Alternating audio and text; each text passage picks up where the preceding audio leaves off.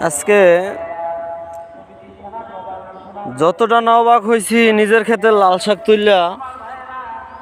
আজকে প্রায় 5 দিন পরে আসলাম খেতে। 5 দিন পরে আসার পরে 4 মুঠা লাল শাক তুলছি। আজকে 4 মুঠা লাল শাক আমার পুতে কালকে নিচে, আমার ছেলে 2 মুঠা, আজকে আমি তুলছি 4 মুঠা। ঠিক আছে, যতটা না অবাক হয়েছি তার থেকে অবাক হয়েছি এখানে ঠিক এই জায়গাটায় একটা কাঁচি ছিল, একটা কোদাল ছিল। কোদালটা ঠিক কোদালটা আমি দেখাইতে পারতাম যদি চোরে নিয়ে গেছে, মানে তাকে সহ্য হইল না। সাধারণ একটা কোদাল, একটা কাঁচি সহ্য হয় না। ঠিক আছে, এই যে লাল শাক তুলছি আজকে, এই যে এখানে এবার মূলার শাক লাগাইছি।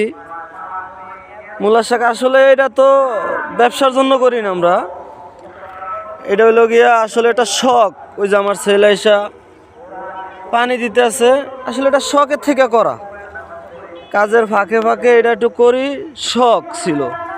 ঠিক আছে, এখানকার এই যে লাল শাক উঠেছি, এই জায়গাতে লাল শাক ছিল, লাল শাক উঠে ফেলছি।